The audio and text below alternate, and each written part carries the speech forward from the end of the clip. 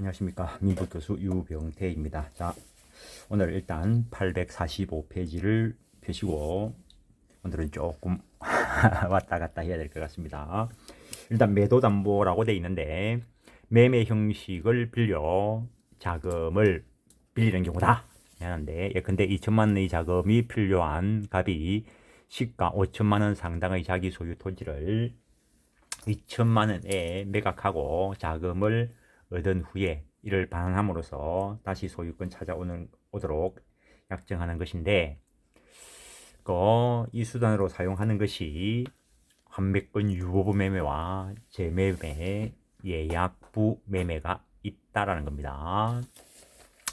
매도담보는 가등기 담보등에 관한 법률 규율을 따라 일종의 담보 물권으로 구성되며 환매나 재매매, 예약의 형식을 이용하는 것 외에는 양도담보 내용이 그대로 적용된다 해놨는데, 거기 보시면은 그 환매, 재매매, 예약은 계약법 편에서 설명을 하고 있다는 겁니다. 그게 290페이지입니다. 290페이지, 일단 화면을 290페이지로 돌려보겠습니다.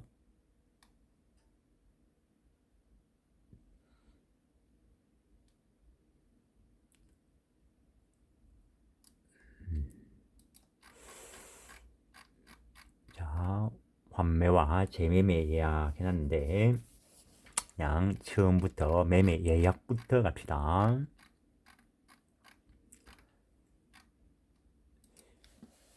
장차 본 계약을 체결할 것을 미리 약정해 주는 계약, 그걸 예약이라 한다는 거. 예약도 일종의 계약입니다. 매매 예약은 보통 매수 청구를 확보하기 위하여 활용되고, 또한 채권을 담보하는 수단으로 대물 변제 예약 및 재매매 예약이 이용되고 있다는 겁니다. 예약도 일단 채권 계약이고, 그에 의한 본 계약은 채권 계약이 하나지 않고 물권 계약, 준물권 계약, 가족법상의 계약일 수도 있다는 겁니다. 가족법상 본 계약을 대비한 예약의 가장 대표적인 게 약혼이겠죠. 어떤 예약을 일정한 기준으로 나눠볼 때, 먼저 편무 예약, 쌍무 예약 이렇게 나눌 때 예약에 따른 승낙 의무를 한쪽만 부담하는 것을 편무 예약, 쌍방이 다 부담하는 것을 쌍무 예약이다 라고 이야기하는데, 극장표 예매해 보셨죠? 그런 관계 살짝 생각해 보시면 되고, 극장표 예매하는 거 편무 예약이겠죠. 근데 승낙 의무가 상대방은 있다라고 했는데, 예를 들어서 극장표 예매를 해놨는데, 그러면 표를 남겨둬야 되죠. 근데 우리나라가 예약 문화가 좀 잘 안 돼 있어가지고 극장표 예약을 해놓고 갔는데 없으면은 그런 문제가 발생하죠. 승낙 의무자가 승낙 의무를 이행하지 않는다면은 그 승낙 의무 불이행이라는 채무 불이행이 될 것이라는 거. 그 다음에 일방 예약, 쌍방 예약은 예약에 의해서 본 계약을 완성시킬 수 있는 권리를 예약 완결권이라 하는데, 그 예약 완결권을 한쪽만 가지면 일방 예약, 양쪽이 다 가지면 쌍방 예약이라 하는데, 예약 완결권이 형성권이기 때문에 예약 완결권 행사만 있으면은 이거는 바로 일단 본 계약이 체결된다는 측면에서 위에서 봤던 승낙 의무 불이행 등의 채무 불이행은 없을 거라는 거. 민법 564조는 일방 예약에 대해서 규정을 두고 있는데, 그래서 특별한 정함이 없을 때는 학자분들께서 일방 예약으로 추정한다라고 해석을 해냅니다. 일종의 정지조건부 매매 계약의 한 형태로 본다라는 거. 일방 예약의 성립 요건, 당연히 계약이니까 계약 당사자가 있어야 되겠죠.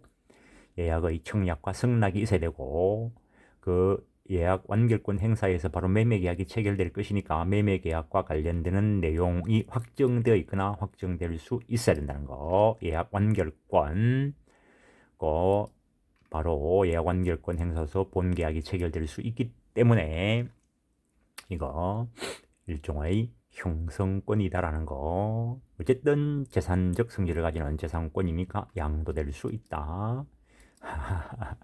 아까 또 예를 들었던 게 가족법상의 그 예약 약혼을 예를 들어 가지고 설마 약혼 예약 그게 양도될 수 있다고 생각하는 건 아니겠죠.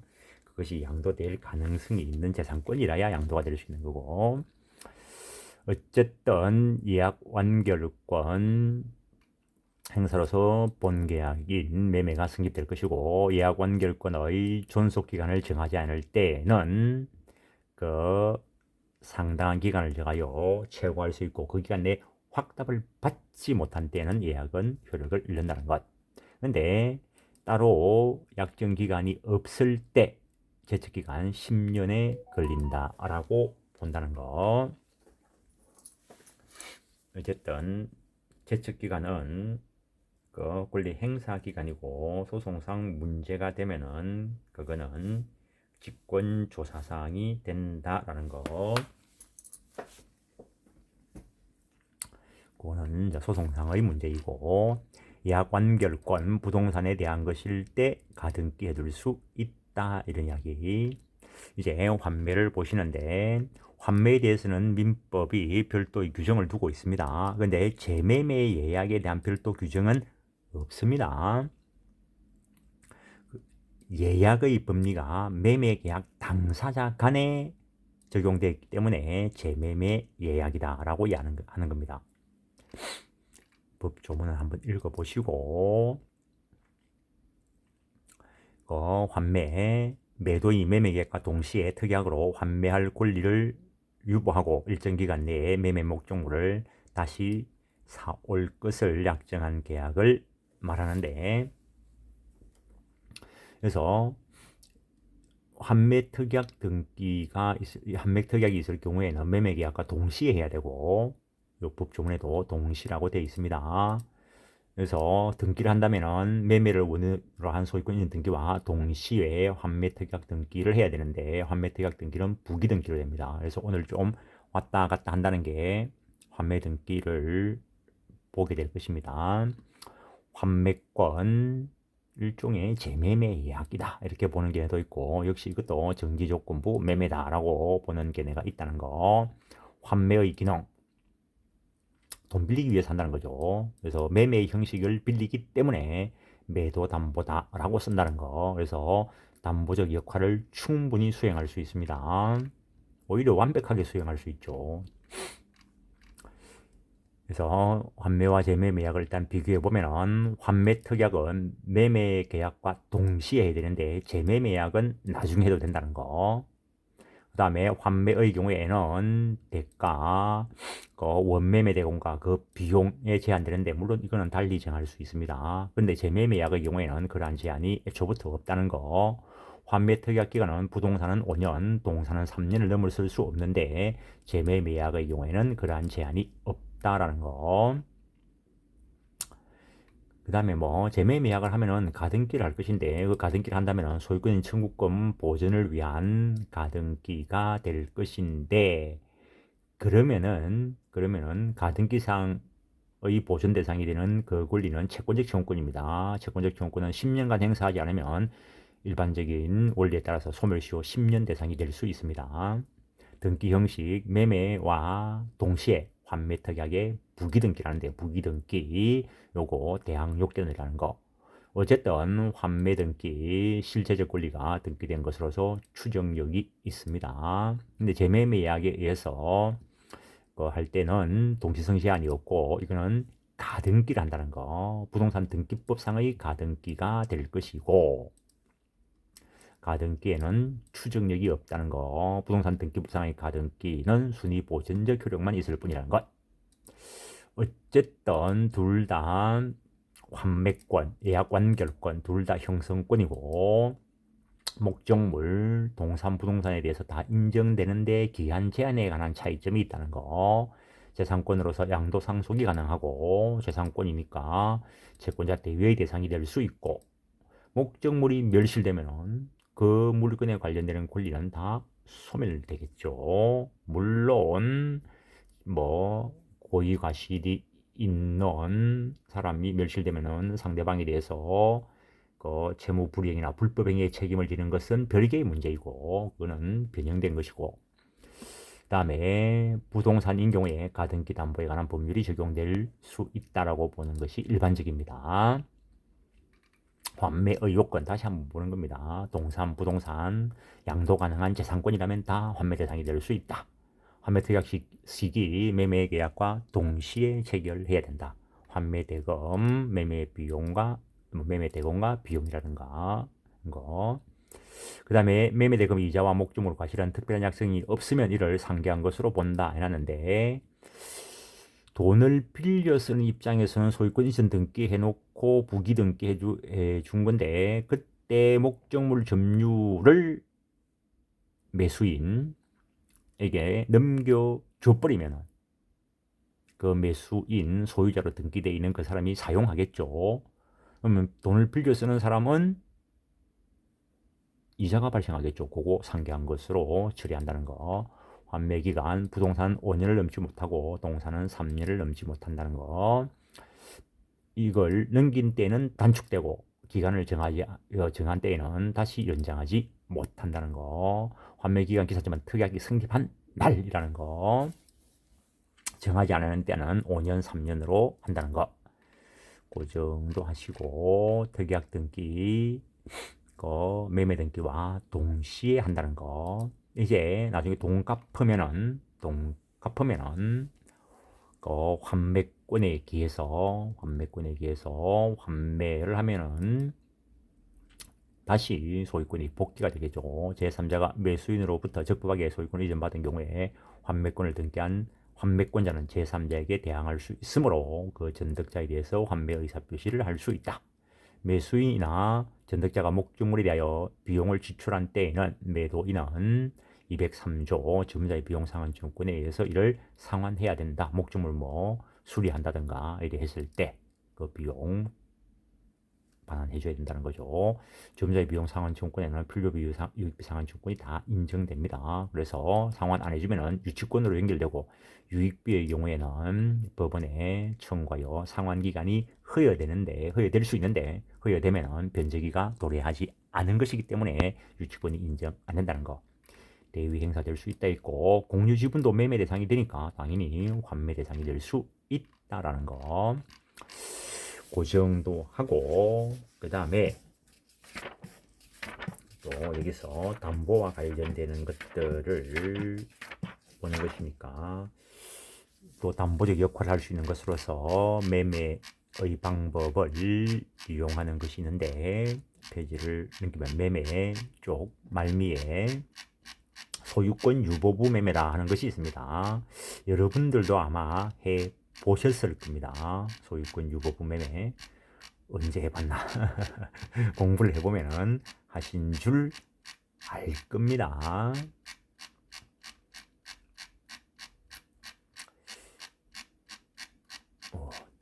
매매 쪽이 많죠. 매도인의 담보 책임 상당히 중요하고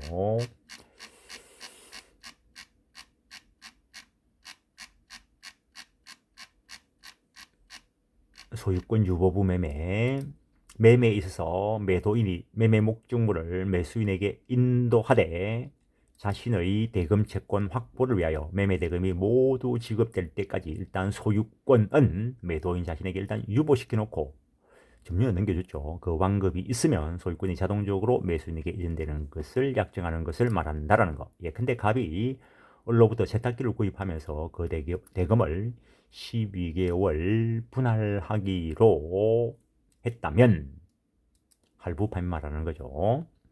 대금 완불 시까지는 여전히 을한테 소유권이 유보되어 있고 그렇지만 매수인인 갑이 세탁기를 넘겨받아서 사용을 하죠. 그리고 할부대금을 지급을 하겠죠. 할부대금이 완납되었을 때 그때 즉시로 소유권이 넘어온다는 거. 따라서 할부대금이 완납되기 전에 처분해버리면 타인 물건 처분한 것이 되겠죠. 그러면은 형사적으로는 횡령죄가 될 수 있습니다. 그래서 소유권이 유보된 상태에서 니는 이용만 해라는 거죠. 대금 받을 때까지는 아직 소유권이 내한테 있어. 그래서 대금 채권을 확보하는 것으로서 담보적 기능을 한다라는 거죠. 이건 일종의 정지 조건 조건부 소유권 이전으로 본다는 거죠. 대금 완납될 때까지는 정지해 있다가 대금이 완납되는 순간에 딱 소유권이 넘어간다는 거죠. 근데 그 판례 보시면은 동산의 매매 계약을 하면서 소유권 유보 특약을 한 경우에 목적물이 매수인에게 인도되었다 하여도 대금이 모두 지급되는 것을 정지 조건으로 하므로 매도인이 대금 모두 지급될 때까지 제3자에 대해서도 소유권 주장할 수 있다라는 거.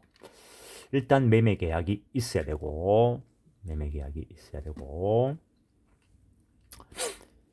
그 옛날 과거의 학자들 학설은 동산에 한하지 않고 부동산도 그 대상이 된다 이렇게 했었는데 최근 판례는 부동산 등과 같이 등기에 의해서 소유권이 이전되는 경우에는 등기를 등록 대금 완납 시까지 미룸으로써 담보의 기능을 수행할 수 있기 때문에 굳이 소유권 유보의 개념을 원용할 필요가 없다라는 거.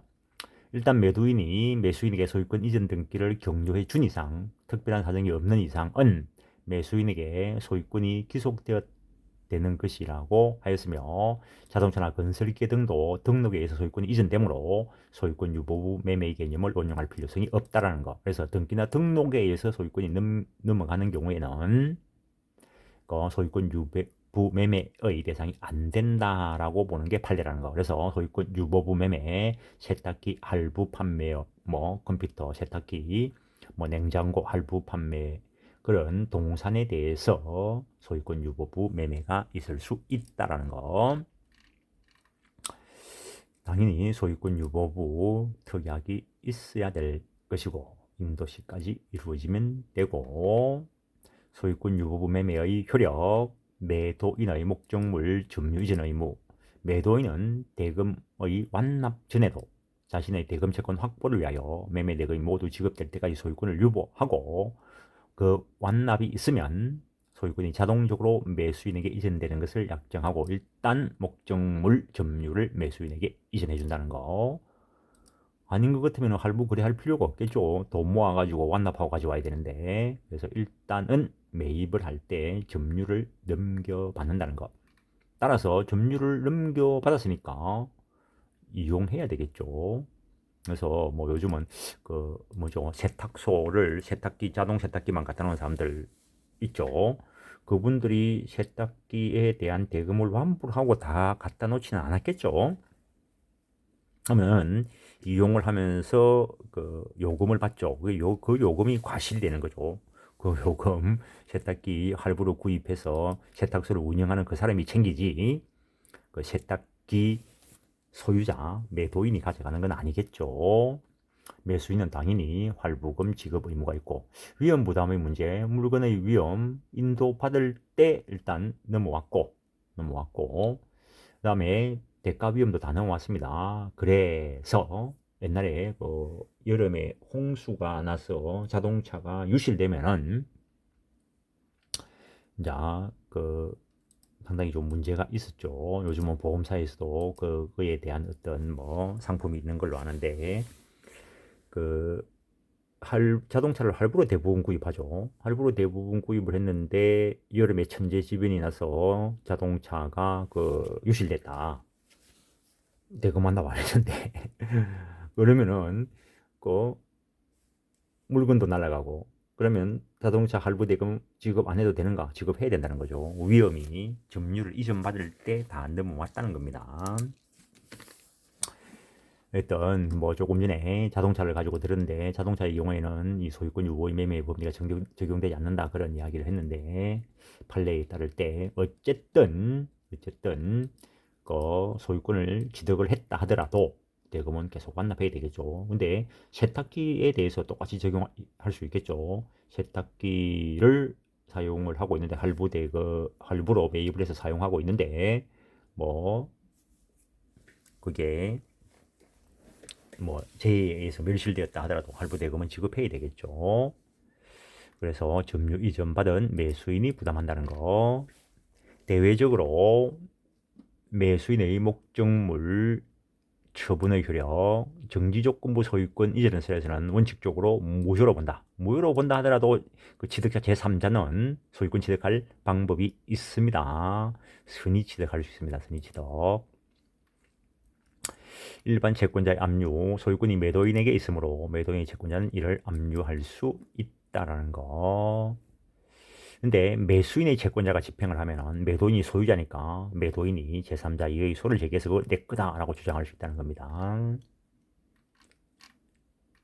파산이 있으면은 매수인이 파산해버리면 소유자인 매도인이 내가 소유자다 라면서 환치할 수 있다는 거. 매수인이 간접 점유자일 때 직접 점유자에 대한 압류. 그 매수해가지고 그러니까는 뭐 신용력이 없는 사람이 세탁소를 영업을 하고 싶은데 그 사람은 신용력이 없으니까 세탁기를 할부로 구입을 못 한다는 거죠. 그래서 어떤 사람이 할부로 구입을 해가지고 세탁소 운영하는 사람한테 빌려줬으면은 세탁소 운영하는 그 사람이 직접 점유를 하고 매수인은 간접 점유를 하겠죠. 매수인의 소유권 유보 매매 목적물을 타인의 직접 점유를 통하여 간접 점유하던 중 그 타인의 채권자가 그 채권 실행으로 목적물을 압류했을 때 매수인은 그 강제 집행을 용인하여의 별도의 사유가 있지 않은 한 소유권 유보 매수인 또는 정당한 권한 있는 간접 점유자의 지위에서 인도를 막을 권리가 있다라는 것. 이번 시간에 그 환매특약 등기까지를 보려고 했는데 일단 다음 시간에 환매특약 등기하고 가등기를 등기법 파트에서 보도록 하겠습니다. 이번 시간은 여기까지 하겠습니다. 예, 수고했습니다.